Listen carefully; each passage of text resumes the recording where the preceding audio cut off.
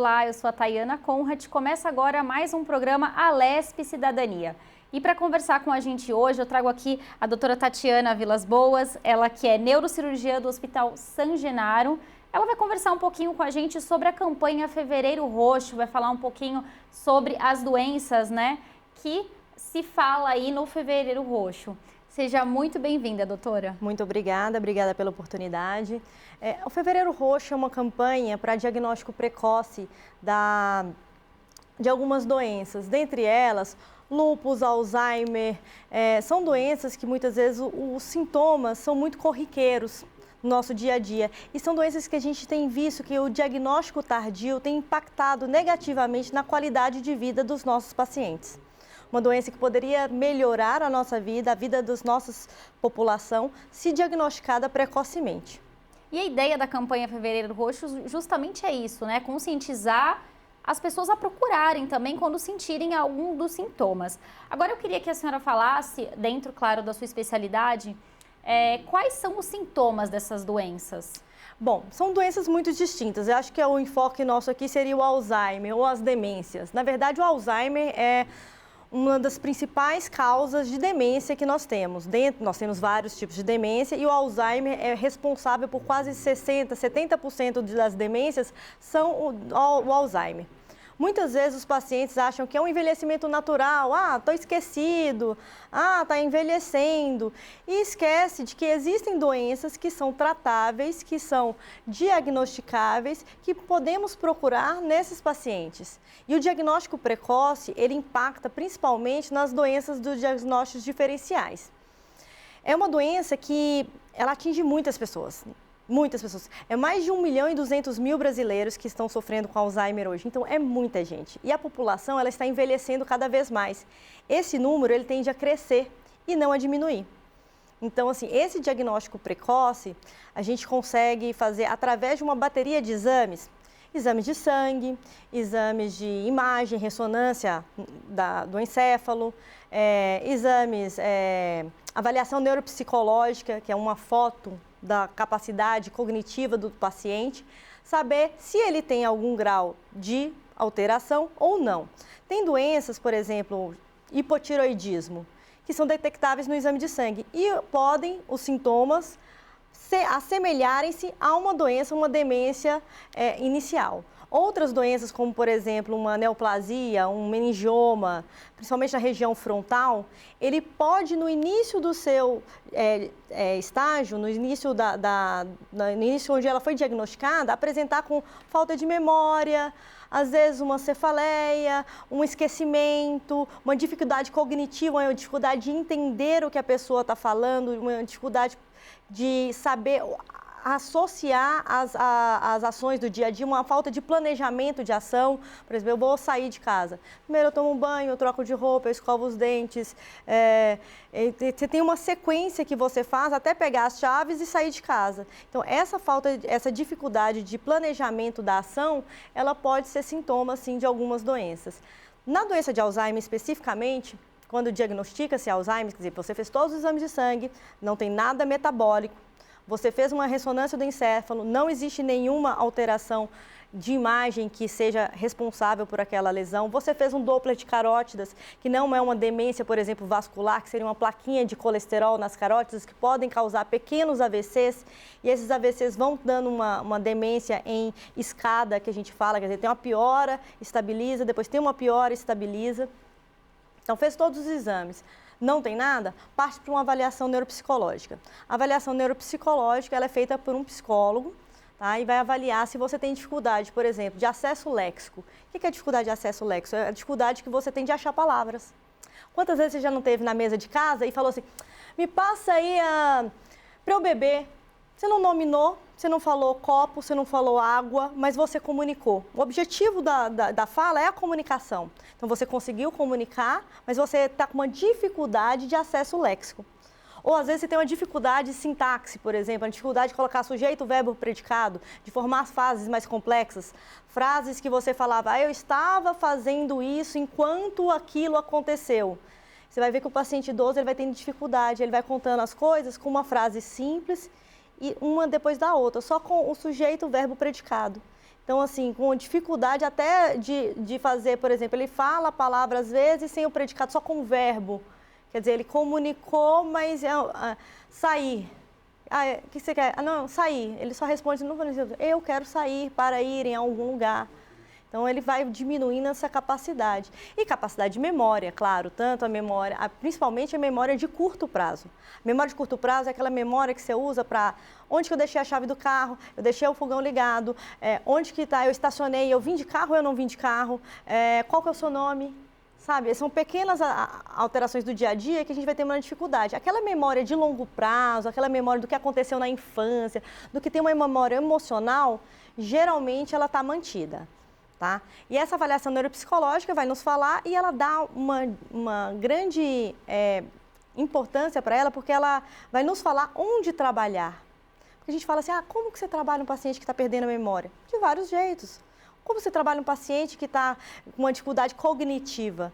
De várias maneiras, depende onde é essa dificuldade. Então, você vai trabalhar em cima do que ele precisa naquele momento. Porque a gente já vai falar assim, olha, o que é bom para a memória? Fazer jogo com palavra cruzada, fazer sudoku, fazer, sei lá, aprender um bordado, aprender uma língua, um instrumento musical. Tudo isso, sim, é muito importante. Mas, às vezes, uma terapia cognitiva, uma terapia de resgate daquele paciente, focado naquilo exatamente em que ele está tendo dificuldade naquela etapa do processo, ela vai ser muito mais efetiva.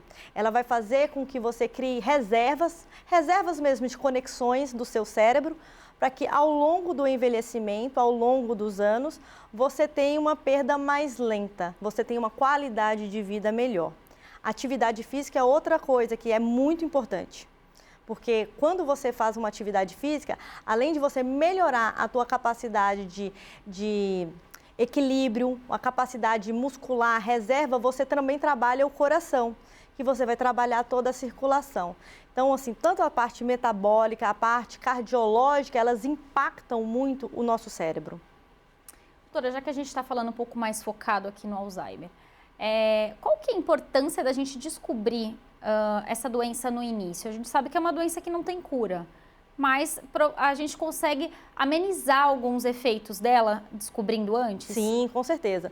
Justamente essa descoberta antes faz com que a gente consiga trabalhar com reserva cognitiva, reserva de conexões neuronais. Então, você vai estimular o paciente a fazer aquelas atividades para que aquela perda seja mais lenta. Também existem medicações que a gente pode auxiliar o nosso cérebro. A medicação ela é de acordo com cada caso, a gente tem um protocolo a ser seguido, mas assim, a terapia medicamentosa, ela não cura o Alzheimer. A terapia cognitiva comportamental, a terapia ocupacional também pode nos ajudar muito no paciente com Alzheimer. A TO é uma especialidade pouco difundida. E assim, a terapia ocupacional, para ajudar esse paciente a trazer essas dificuldades que ele está tendo, para facilitar o dia a dia dele, para facilitar o convívio até com a família.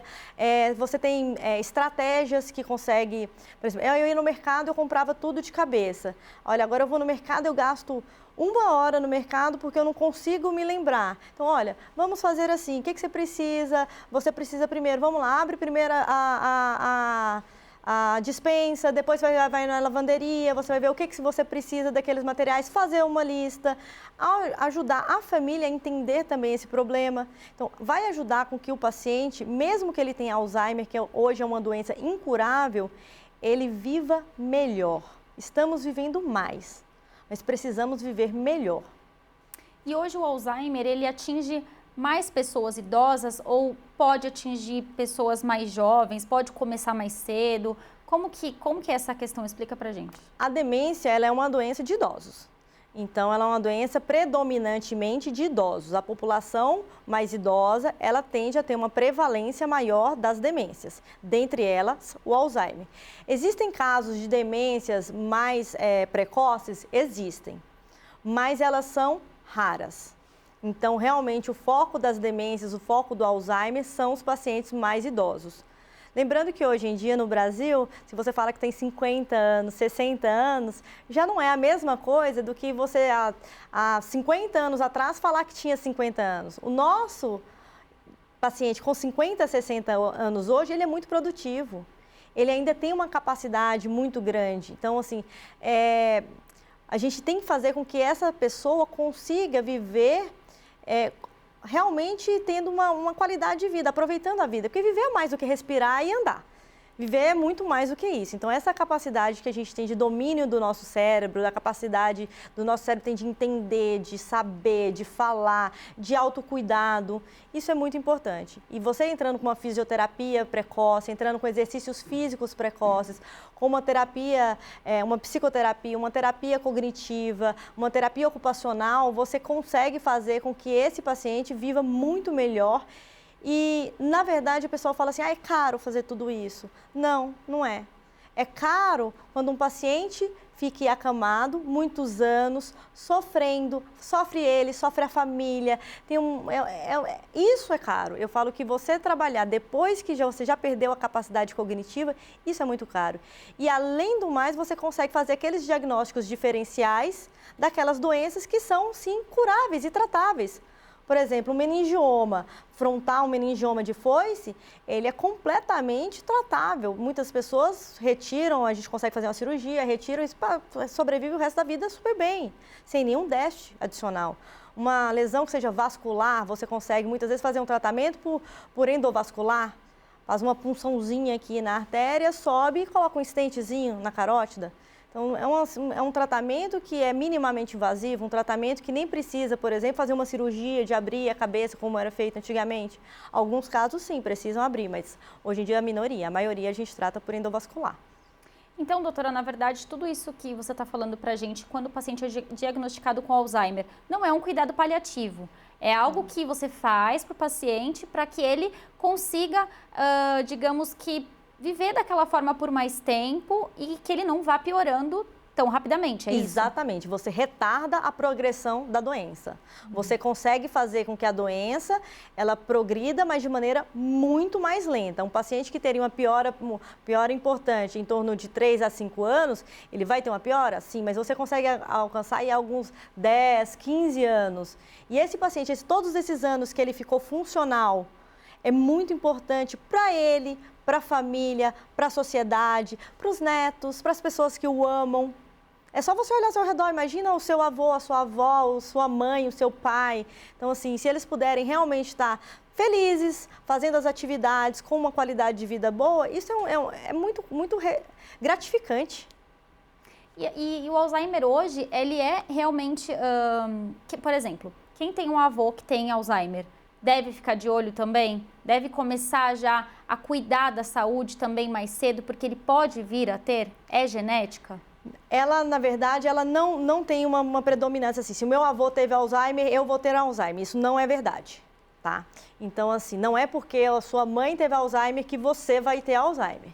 Então, não existe um padrão autossômico dominante, né, na doença. Mas eu acho que o que a gente tem que pensar é o seguinte: se hoje as pessoas estão vivendo mais, quando nós nos tornarmos idosos, provavelmente a expectativa de vida será igual ou maior. Então, a gente tem que preparar o nosso corpo, o nosso cérebro, para que vivamos bem. A gente consiga viver bem. Como você gostaria de passar a tua senilidade? Como você gostaria de passar os seus últimos anos de vida? É como você trata o seu corpo que você vai refletir como você vai estar quando você estiver idoso. Se você é uma pessoa que tem uma alimentação saudável, não tem colesterol, não tem triglicéridos aumentado, não tem diabetes, controla se tiver algum problema de tireoide, controla outro problema metabólico que se tiver, você faz um acompanhamento, pode ser um endocrinologista, um geriatra, são as especialidades indicadas nesses casos. Você pode fazer atividades físicas, trabalhar o seu cérebro de diferentes maneiras, aprender um instrumento musical, aprender, tudo isso vai formando novas conexões cerebrais. Isso vai fazendo com que a gente tenha mais caminhos para que a gente possa usá-los quando a gente começar a perder os caminhos, que são as nossas vias de comunicação dentro do cérebro. Todos nós vamos perder quando envelhecermos, isso é natural. Mas como a gente faz para perder menos? Alimentação rica em óleos essenciais, evitar alimentações com carboidratos muito carboidrato, muita glicose, muito açúcar na comida. Então, tudo isso ela impacta a longo prazo o nosso cérebro. E doutora, o Alzheimer ele também evolui em cada paciente de uma forma, né? Mas isso tem a ver só com a forma que ele trata a doença, né? E se cuida, ou tem a ver com a própria doença? É uma gama de fatores. Tem a ver com a forma da doença dele, a característica dele, quais são as características deles intrínsecas dele. Tem a ver com outras doenças que ele tem associado, por exemplo, um paciente que tem insuficiência cardíaca congestiva em grau mais avançado. A perfusão cerebral dele é mais pobre. Um paciente que tem diabetes descontrolada de longo prazo, que tem colesterol descontrolado. Então, imagina que você já tem um fator que está levando a uma perda, ou é uma doença neurodegenerativa progressiva, é isso que o Alzheimer é, uma doença neuro do cérebro, degenerativa, que ele vai degenerando, vai reduzindo, progressiva. E além disso, você tem uma glicemia que está causando uma inflamação nas arteríolas, você tem um colesterol que está impedindo a circulação, você tem um paciente que não faz atividade física, você tem uma pessoa que não usa o cérebro para outras coisas, que não trabalha o cérebro, não tem novas conexões sendo formadas. Então, é uma gama de fatores que vai levar a uma alteração. Então, a gente não pode culpar uma única coisa. Então, não pode falar, é genético só. Mas pode ser genético? Pode. É uma alteração do nosso gene, mas ela não é genética autossômica dominante. Ela não passa assim, não é eu tenho, meu filho vai ter, o meu neto vai ter, entendeu? Não é assim. Por exemplo, uma pessoa da minha família tem e eu quero saber se eu posso ter. Existe algum exame para saber se eu tenho a predisposição a ter o Alzheimer?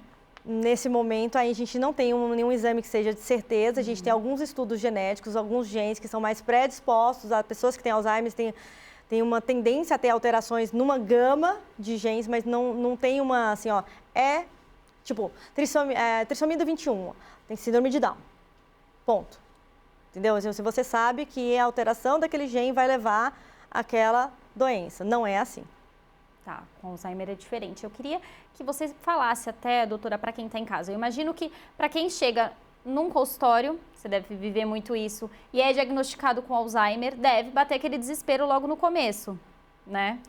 Eu queria que você falasse para essas pessoas que podem estar assistindo a gente lá em casa agora e tá com um diagnóstico desse.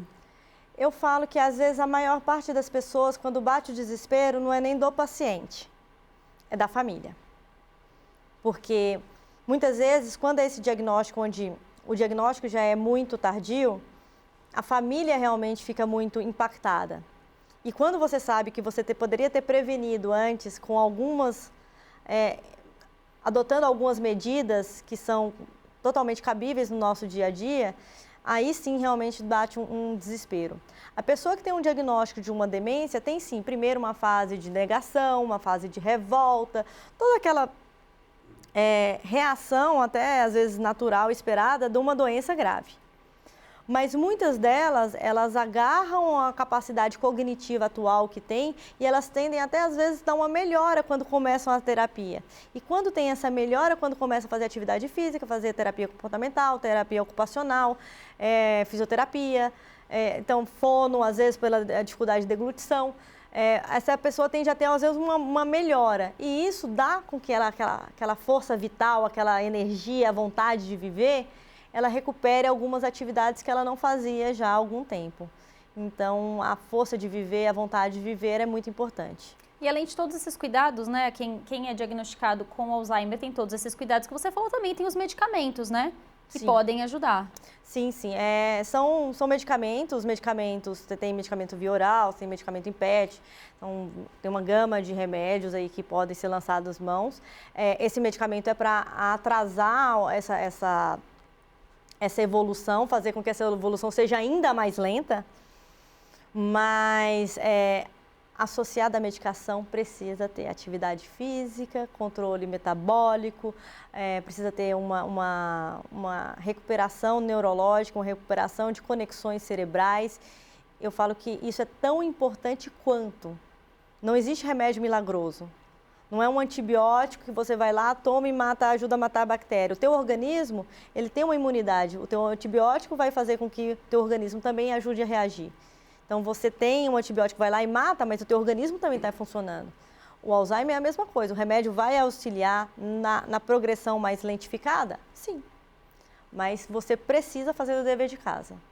A gente sabe, né, o Alzheimer não tem cura hoje, mas existe uma perspectiva aí de que consigam encontrar a cura do Alzheimer? Existem várias pesquisas com medicações novas, com tratamentos novos, existe até com estimulação profunda, já tentou fazer uma estimulação para tratamento, tem várias pesquisas.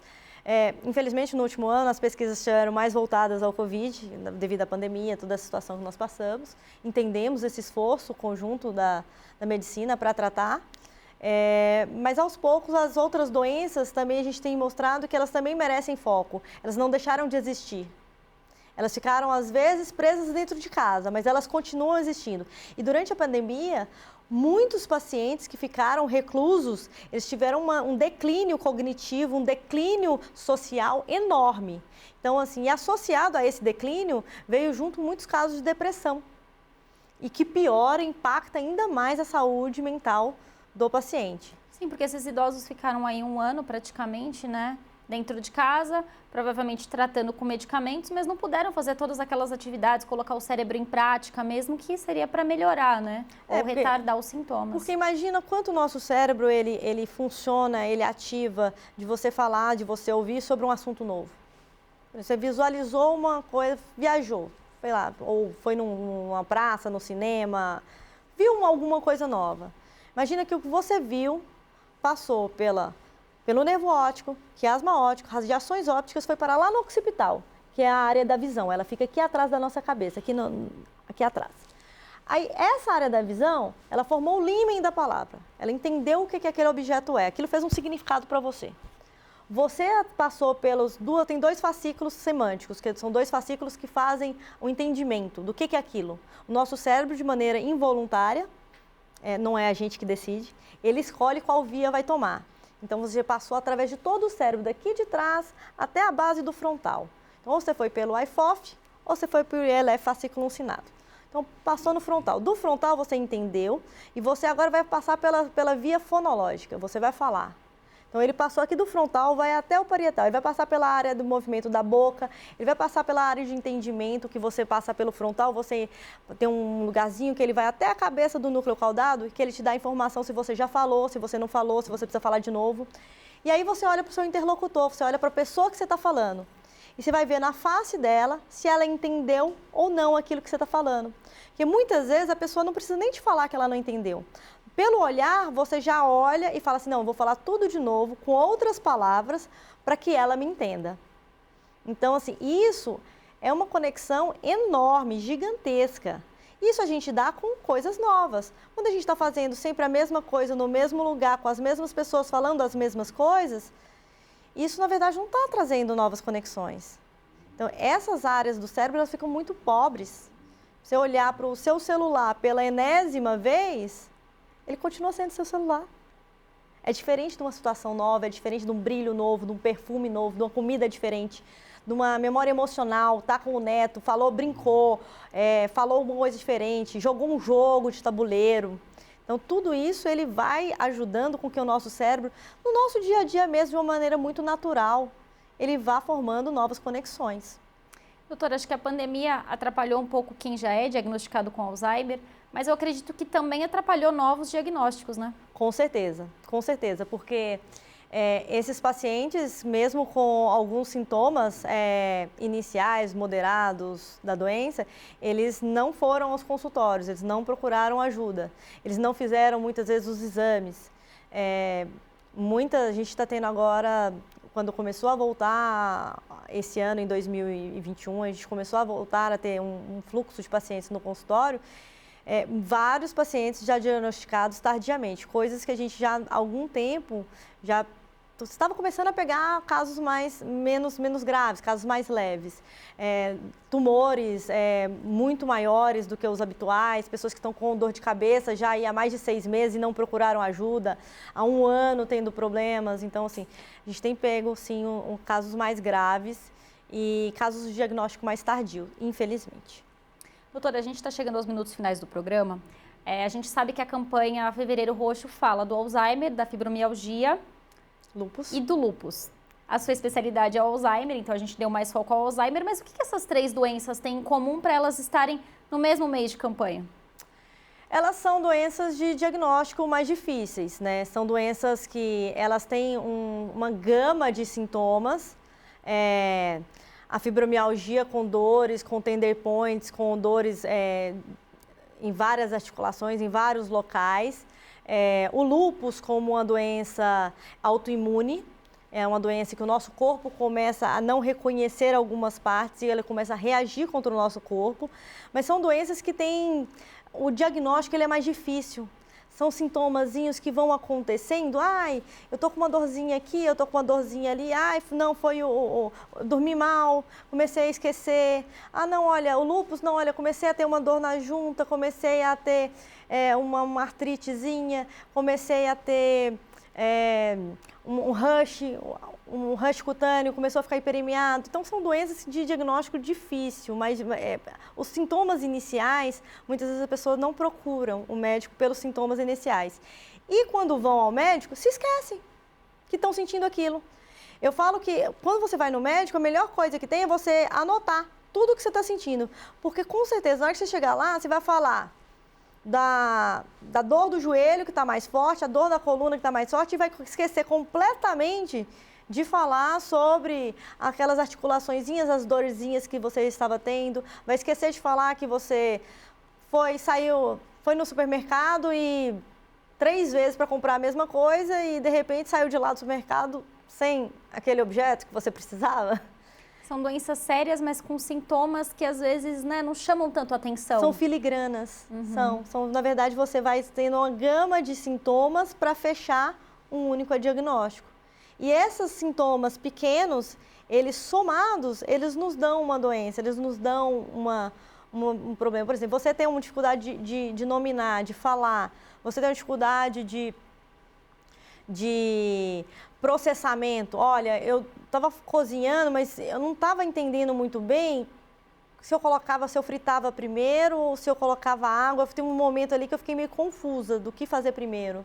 Então, essa dificuldade de planejamento, de organização espacial, de organização do teu ambiente mesmo. Olha, antes eu arrumava super bem a minha mesa. Agora eu estou com uma certa dificuldade. Às vezes a pessoa não sabe nem explicar muito bem o que é. São sintomas que são mais, às vezes passam desapercebidos. Tá certo, doutora. Queria agradecer aqui a sua disponibilidade em conversar com a gente desse assunto importante, Fevereiro Roxo, e de falar principalmente do Alzheimer, que é uma doença, né, que ainda deixa muitas dúvidas, né? Então, acho sempre importante a gente falar sobre o que está acontecendo, que nem eu perguntei dos estudos. A gente espera que algum dia esses estudos consigam trazer para a gente aí essa cura, né, do Alzheimer. Com certeza, eu acho que vai ser muito impactante para muitas pessoas. É uma gama grande de pacientes que a gente vai conseguir impactar positivamente se conseguir achar uma cura. Mas até que a gente não ache uma cura, o tratamento precoce, é muito importante. Ele é imprescindível para que o paciente evolua bem. Agradeço, muito obrigada. Eu agradeço. Esse foi mais um programa Alesp Cidadania. Para você rever esse programa, acesse a nossa plataforma no YouTube da Rede Alesp. Muito obrigada e até um próximo programa. Tchau, tchau.